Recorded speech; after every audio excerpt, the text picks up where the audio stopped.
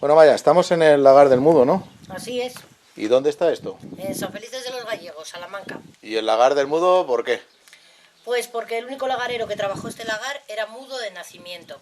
Y toda la comarca lo conocía como el mudo. La gente cuando quería hacer aceite no decía vamos a San Felices a hacer el aceite, decía vamos donde el mudo a hacer el aceite. La gente ya sabía que era aquí a San Felices. ¿Y eso cuánto tiempo hace de eso? Pues estuvo funcionando hasta el año 1948. En el año 48 el mudo se jubiló y esto ya se cerró. Y luego con el paso de los años, lógicamente, esto se empezó a venir abajo y en el año 2000 el nieto del mudo dijo voy a hacer la restauración del patrimonio familiar y lo voy a convertir en museo. Así lo hizo, en el año 2000 hizo la restauración y en el 2002 abrió al público. En el año 2002 recibió también esta medalla. Esta medalla es la medalla de Europa Nostra, se da en Bruselas a 5 personas o entidades de toda Europa y en el año 2002 se la llevaron 2 españoles, la Catedral de Vitoria, la de Santa María la Blanca y el Museo del Aceite. Eso ya dice un poquito cómo está hecha la restauración porque somos una pulga en toda Europa y bueno, compitiendo con algo tan grande como catedrales y que nos dieran a nosotros la medalla, pues ya dice bastante cómo Pues sí, está la verdad hecha. es que es meritorio, porque además estamos en la provincia de Salamanca, en la comarca de Abadengo, Así es. un poco apartados casi de todo y casi en la frontera con Portugal, ¿no? La tenemos en línea recta a 7 kilómetros, Portugal. De hecho, la fortaleza que tenemos aquí, San Felices, la construyó un rey portugués, ¿no? Así es, el rey Don Dinis de Portugal. Dionisio I de Portugal, sí Eso señor. es. Bueno, pues cuéntanos dónde estamos, el lugar donde estamos ahora mismo dentro de lo que es el Lagar del Mudo. Esto es el patio del museo. En el medio tenemos un olivo que es de clase manzanilla cacereña, que es el tipo de olivo que se da por aquí por la zona de Arribes. Debajo tenemos una muela de molino, está labrada por el cantero en el año 1868, tiene la fecha en la parte superior derecha. Y luego aquí vemos unos apartados que hay, estos apartados se llaman lagaretas. Las lagaretas es cuando venía el olivarero con la aceituna, depositaba la aceituna en la lagareta hasta que le tocaba el turno para entrar a moler. La aceituna podía permanecer ahí una semana, 15 días, un mes, dependiendo de la gente que hubiese para moler. Una vez que le tocaba el turno, se cogía la aceituna y ya se molía. Se molturaba, ¿no? Eso es. Y la verdad es que, bueno, estas lagaretas, cada uno tenía su lagareta o cómo funcionaba el tema. Se iban vaciando y según llegaba uno, en la primera lagareta depositaba la aceituna. Llegaba el siguiente en la siguiente. Y cuando una se vaciaba, pues llegaba otro lagarero y la volvía a llenar. No había solamente estas, estaba todo el patio lleno de lagaretas y eran bastante más altas, tenían muchísima más pared para coger más aceituna. Bueno, la verdad es que el sitio es mágico, ¿eh? Aquí estamos en un ambiente que se respira paz, armonía, tranquilidad y se respira perfectamente. Así Bueno, es. pues vamos a pasar a la otra sala, Vamos si quieres. dentro. Vamos a enseñarnos. Vamos a Vamos a entrar ver todo el primero museo. a Bueno, la vamos detrás de ti, primera- así corriendo, y vamos a entrar a la siguiente Eso sala. es. Aquí estamos en la primera sala, esto es una sala de exposiciones, donde todos los objetos que hay, pues como se ve, son objetos relacionados con el aceite. En esta primera vitrina tenemos unas aceiteras. En esta otra tenemos unas lámparas, todas llevan un pequeño depósito de aceite.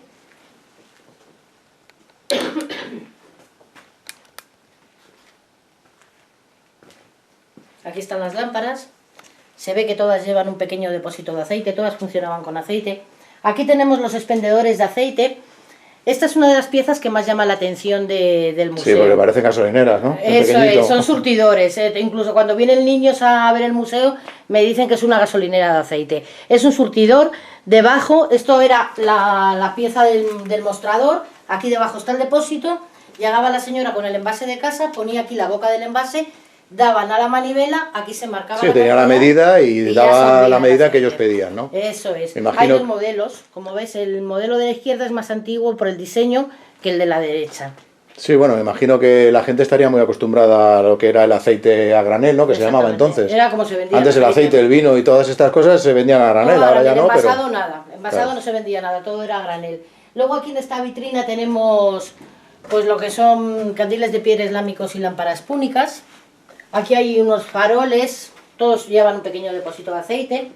Aquí la pieza que más llama la atención también, que es una batidora manual. El sistema es el mismo que el eléctrico que tenemos ahora, lo único que llevaba manivela porque no había luz, las aspas son de madera y lleva un pequeño embudo en la parte superior por donde iban echando el aceite poquito a poco. La verdad es que es una pieza única, ¿eh? Sí. Esta de todos los miles de personas que han pasado por aquí, tan solamente una señora me ha dicho que la había visto antes. Era una pieza muy cara en la época, había muy poquitas y hoy en día, pues lógicamente se conservan muchas. Bueno, pues muchas continuamos deprisa y vamos Eso viendo el es. molino. Aquí, si quieres enfocar, son las zafras, envases donde se guardaba el aceite. Candiles de aceite. Candiles de aceite, efectivamente. Piezas que ahora ya no vemos, pero que eran tan familiares como que en cualquier casa y en cualquier ruina aparecía esto por todas partes, la verdad. Aquí vemos que hay dos fotografías. Él era Jesús el mudo. Cuidado, no te caigas por A atrás. ver, Jesús. Jesús, él era el mudo. Tenía un Ella era su porte señora. estupendo, ¿eh? Para Sí, estar mudo y demás. Tenía un porte, pero Vamos. además guapo, ¿eh? Aquí tenemos a su señora. Están vestidos con los trajes de la época, con los trajes festivos. Y luego aquí, en estas otras dos fotografías, están las hijas del mudo. Están con el traje típico de Salamanca, con el traje charro. La verdad es que el traje es impresionante. Sí, La impresionante. cantidad de Joyas joyería que lleva y tal. Es oro absolutamente todo lo que impresionante. llevan. Son unas fotografías que llaman mucho la atención, incluso estando en blanco y negro llaman muchísimo la Sí, atención. pero además parecen artistas de cine, ¿verdad? Sí, eso me dice la gente, que se parecen a Sofía Lore y a Lola Flores, la de la derecha, me lo dice mucha gente. La verdad es que el traje, Llama la para atención. todos los que lo conozcamos o no conozcáis, vaya, es un traje que tiene una riqueza impresionante, con todas las joyas, porque además son materiales preciosos, ¿no? Sí, además es el típico botón charro, mira, todo esto que llevan aquí es el típico botón charro. El botón charro normalmente es de plata, es como este que llevo yo aquí, pero en los trajes de gala quien lo tiene de oro se lo pone de oro. Y luego este collar se llama hueso de aceituna porque tiene forma de hueso de aceituna y es oro hueco. Y luego este es el pasillo de las tinajas y ya llegamos a Tinajas de barro, ¿no? Sí, son tinajas de barro donde en las bodegas también se conservaba el ¿Sabes aceite. de dónde están? ¿Sabes originariamente dónde son? No, ¿Son de no por aquí de tengo la ni idea. zona? ¿De Creemos que por la cercanía vienen de Moveros o de Pereruela? Pereruela. Sí, creemos que por la cercanía vienen de ahí, pero no lo sabemos Bueno, cómo. Moveros y cómo se Pereruela son dos núcleos alfareros Sí. muy importantes, Lo ¿no? que En toda la llama- comarca. Lo que llama muchísimo la atención son los dibujos que tienen las tinajas. tinajas, sí, ¿no? porque normalmente si viajamos por cualquier parte de España las tinajas de barro son lisas, no llevan estos dibujos. Y estas, como ves, los tienen todas las tinajas Estos tienen... comentaban allí en Moveros que era por un lado para embellecer y por otro para fortalecer la Para tinaja, ¿no? proteger. Para evitar que se Claro, porque rompieran. si tú le das un golpe a una tinaja que está sin el borde ese, la tinaja abre. Con el borde se rompe el borde, pero no abre la tinaja. Y además barro, que es uno de los mejores lugares Ahí para está. conservar Para conservar todo. todo. Todo. Antes era, como yo digo, un tupperware de la época, el barro. Bueno, y vamos al eje del molino prácticamente, ¿no? Eso es. Aquí está el molino. He comentado antes que en las lagaretas se dejaba la aceituna, cuando tocaba el turno para entrar a moler, se depositaba aquí dentro la aceituna. La medida que metían de aceituna eran 12 cestas de estas. Aproximadamente venían siendo unos 500 kilos de aceituna. Metían la aceituna dentro del molino, ataban al animal en ese extremo, aquí normalmente eran mulas o vacas, le tapaban los ojos, porque si no le tapaban los ojos en la segunda vuelta, pues se mareaban. Y el animal empezaba a dar vueltas hasta que aquí dentro se hacía una masa muy compacta y muy espesa. Compacta y espesa, ¿por qué? Porque hacía muchísimo frío, entonces el aceite, según iba saliendo líquido, se iba quedando congelado. Esa masa se transportaba a la siguiente sala y se transportaba con estas piezas de madera que se llaman cuezos. O sea que aquí tienes la oportunidad real de meter el cuezo. Exactamente. La frase típica que decimos todo el mundo, he metido el cuezo hasta el fondo, no sabemos a qué era el cuezo. El cuezo era esta pieza, se metía el cuezo hasta el fondo para sacar la masa y llevarla a la siguiente sala. Bueno, y por lo que veo las piedras están dispuestas de una manera específica, Sí. ¿no? Aquella rueda está en la parte exterior, tocando la pared del molino. Esta está en la parte del centro y esa está en la parte interior. Eso es para que a la hora de girar y de dar vueltas el molino, pues coja toda la superficie, muela toda la superficie. Y luego las ruedas tienen unas muescas, unos agujeritos. Esto era para que en las primeras vueltas cogiera la aceituna, la dejara debajo y la prensara. Porque la aceituna, al tener huesos y si la rueda fuera lisa, Sí, para que al no pasar corra por las encima aceitunas, saldría ¿no? toda disparada. Luego, aquí vemos que hay un pozo. El pozo es muy importante en el lagar. De aquí sacaban agua del pozo, echaban el agua en esa pila de piedra y pasamos por aquí y vemos por dónde venía el agua. Venía el agua corriendo por aquí, por este canal de piedra, que se ve perfectamente, y caía el agua en el caldero de cobre. El caldero de cobre está situado encima de la chimenea tiene mucha profundidad como si fuera un horno, entonces el agua del caldero siempre estaba caliente. ¿Para qué era el agua caliente del caldero? He dicho que con los cuernos se traía la masa aquí, se rellenaban estos capachos. Este capacho es el original, ese que vemos ahí.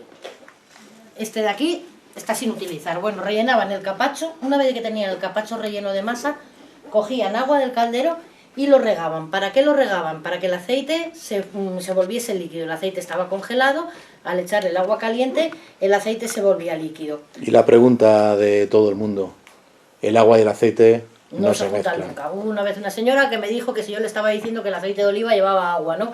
Sabemos que el aceite y el agua decantan, nunca se mezclan. Pues aquí tenemos una prueba de ello, ¿no? Porque si ellos lo hacían así... Exactamente. El aceite de oliva además es algo realmente simple.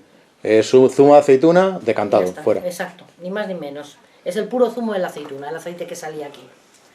Una vez que tenían el primer capacho lleno, ponían otro capacho encima, pero aquí no había ninguna barra. Esto no era hidráulico, era manual.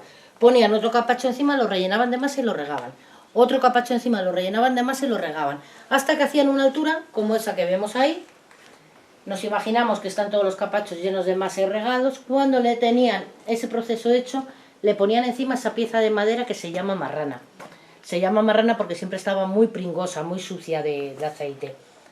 La frase también de no vengas a joderme la marrana, que es muy típica de decirla y nunca sabemos de dónde viene la frase, es referente a esta pieza. Si aquí se llegaba y se jodía la marrana, se acababa de trabajar, no se podía seguir trabajando. Esa pieza era imprescindible para luego prensar. Luego vemos que hay dos vigas muy largas. Estas dos prensas estaban funcionando a la vez. La verdad es que llama la atención, ¿no? Una vez que entras a esta sala de prensado, eso es, encuentras estas dos vigas enormes. Enormes, es lo que más llama la atención. Pues vemos que van unidas a la siguiente sala, a un husillo, y debajo del husillo hay un peso de piedra. Estas vigas están sujetas hoy en el medio por esas cadenas que vemos ahí o por estos hierros, por seguridad, pero esto estaba en el aire, la viga estaba en el aire. Entonces bajaba el lagarero abajo y empezaba a dar vueltas al husillo. Según iba dando vueltas al husillo, la viga iba bajando, es como una tuerca y un tornillo. Cuando Sí, la viga... efectivamente, tienes un contrapeso en la Exacto. punta, obliga a bajar y le pones un lugar para que haya una resistencia, que es precisamente donde se ofrece, Eso es. donde estaba la marrana, Es un efecto ¿no? palanca, totalmente. Entonces la viga ya se apoyaba en la marrana, una vez que se apoyaba en la marrana el lagarero seguía apretando y ya con la viga hacían presión contra los capachos y salían tres líquidos. Te voy a hacer un par de preguntas. A ver, cuidado. Una, ¿qué longitud tienen estas vigas aproximadamente? ¿Lo sabes? No te lo sé decir, no los he medido nunca. Bueno, ni entonces los he- tampoco te pregunto por el peso de las piedras. Sí, el peso de las piedras lo ¿Ah, sé. sí? El Anda, peso de las venga, piedras lo pues sé. dímelo. 1000 kilos cada piedra. O sea que El si peso es de 1000 multiplicamos kilos. la distancia, bueno, eso lo dejamos para el que tenga ganas de hacer cálculos. Es un efecto palanca. Y Es- bueno, calculamos que exactamente. tendrá como unos 12 metros aproximadamente cada una La de las verdad es que vigas, no ¿no? lo sé, porque no las he 12-14 medido nunca. metros. Pero el peso o sea, el peso del peso de piedra es de 1000 kilos, eso lo sé seguro. Pues las voy a tener que medir, ya no me voy a quedar con la duda. Bueno, pues la viga, como decía antes, hacía presión contra la marrana y entre los capachos salían tres líquidos: aceite, agua y jugos vegetales. Los tres líquidos caían a esta pieza que vemos en el suelo, que se llama sartén, porque tiene forma de sartén. Sí, la verdad es que tiene forma de sartén. Tiene forma de sartén. Bueno, pues por el mango de la sartén luego caían los tres líquidos a la siguiente fase, que es la fase de decantación, que es la que vamos a ver ahora. Pues venga, vamos para allá. Cuidado la cabeza con la viga, no te vayas a dar. Pues sí, la verdad es que aquí en cualquier momento te descuidas y te pegas un buen golpe. Verás. Bueno, ¿y qué pasa? ¿Que tienes aquí comida hoy, no? ¿O qué? Hombre. ¿Tienes alguna visita o algo? Claro que tengo una visita que vienen a degustar productos típicos de la zona. Todo productos típicos de la zona. Bueno, pues esto también es digno de ser grabado, ¿no? Todavía creo que no esté puesto todo, pero bueno, ya una muestra hay. Bueno, el aceite El será de la aceite- zona, ¿no? Sí, mira, el aceite es este. Que es de la aquí de Ribera, Aigal. Es de Aigal de los Aceiteros, es la cooperativa que tenemos más cerca y es el que vais a probar. Este es el aceite, luego el vino es vino casero, También. también, el vino es vino... Bueno, no puede ser de otra manera. Vino. Y algo que veo aquí un poco raro, ¿no? ¿Esto exactamente qué es lo que es? Esto Como es, dirían por ahí en el ensalada, sur. esto es ensalada de naranja, Sí. muy buena. A toda Plato la gente típico que de la aquí prueba también, ¿no? le gusta. Es más típico que de aquí de la zona, esto es más típico de la De zona de la Extremadura. sierra. De la zona, sí, de la zona de la Sí, de la sierra frontera que con va- Extremadura. exactamente. Pero es una ensalada que de verdad que los sabores que tiene sorprende bastante a la gente. Luego tenemos embutido de la zona, tenemos hornazo, paté de la zona también, las concretas de farinato. Bueno, pues hay de todo un poco. Farinato. De farinato. Qué bueno. El La verdad es que el farinato farinato es típico de Ciudad Rodrigo.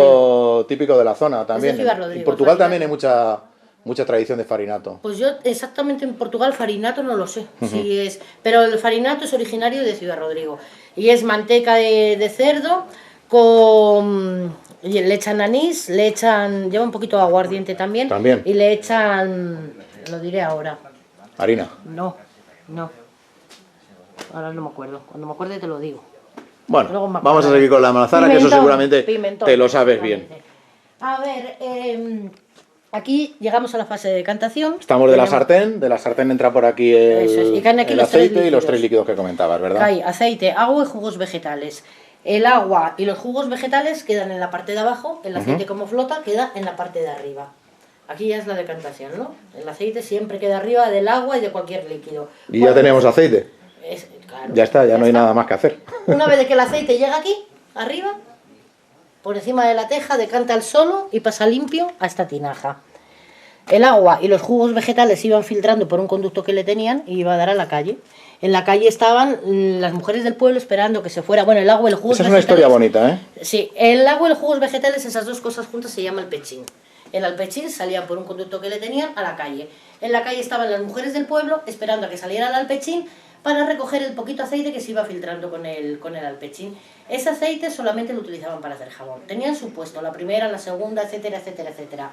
Si la primera se le ocurría quitarle el puesto a la segunda, perdón, a la segunda se le ocurría quitarle el puesto a la primera, eso era una batalla campal. ¿Por qué? Porque lógicamente la primera apañaba más aceite que la segunda recogía lo que a la primera no le daba tiempo. Claro. Ese aceite solamente lo utilizaban, como he dicho antes, para hacer jabón, no lo utilizaban para nada más.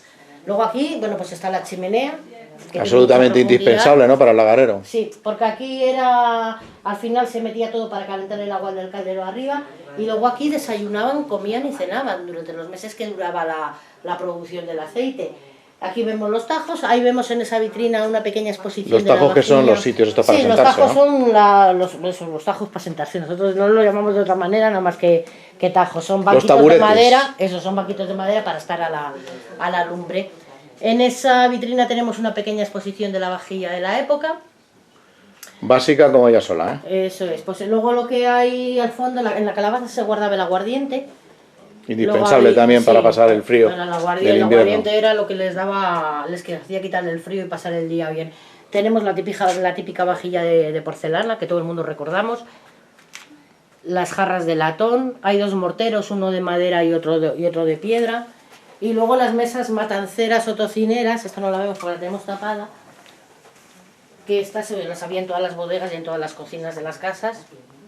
Y aquí vemos también la típica alacena que había en todas las Una pieza bonita bodegas, también esta, ¿eh? La verdad es que el sitio es único, ¿eh? Entre la piedra, la madera, la soledad y el significado histórico que tiene, realmente es un sitio espectacular. Es un museo que llama muchísimo la atención a la gente porque dice la gente que tiene esencia, que se nota según se nota un poco, exactamente. Y luego hay algo muy importante y es que estamos en una comarca pues bastante poco conocida y lo que menos te esperas es que en un sitio como este pues haya un molino como este, ¿no? Exacto. Una almazara de este estilo. Se sorprende muchísimo la gente, primero porque los olivos no se ven. Entonces la gente no piensa que hay aquí almazaras, los olivos están todos en la ladera del río Águeda. Sí, pues estamos en Castilla, en la provincia de Salamanca y en principio no es una zona de, no es una zona de olivos. Hay zonas en Salamanca donde hay olivos, que es esta zona, la zona de Arribes y la zona de la sierra de Francia. Bueno, hay que decir que estamos al lado de Arribes del Duero y que es una zona que, bueno, pues tiene un microclima topográfico que permite el cultivo de muchas cosas realmente curiosas, ¿no? De hecho, hay dentro de las especies de flora que encontramos en el parque hay casi un 12, un 15% que es flora típicamente africana, es decir, eso nos da un poco, nos indica qué tipo de clima tenemos, ¿no? Un clima muchísimo más cálido que lo que es la meseta, ¿no? En este caso. Totalmente. Hay, por ejemplo, en la zona según vas hacia la ladera del Duero, hay mucha producción de naranja. La naranja en Salamanca normalmente no se debería de dar. Salamanca y naranja, la verdad es que es algo que muy poca gente conoce. Es casi increíble. Bueno, pues la verdad es que ha sido un verdadero placer conocer el lugar este. Yo creo que de recibiros como hago siempre. Pues la verdad es que sí, es absolutamente fascinante disfrutar de esto, disfrutar de estos manjares y de disfrutar de vuestra compañía. Gracias, Amaya. Gracias a ti, Paco.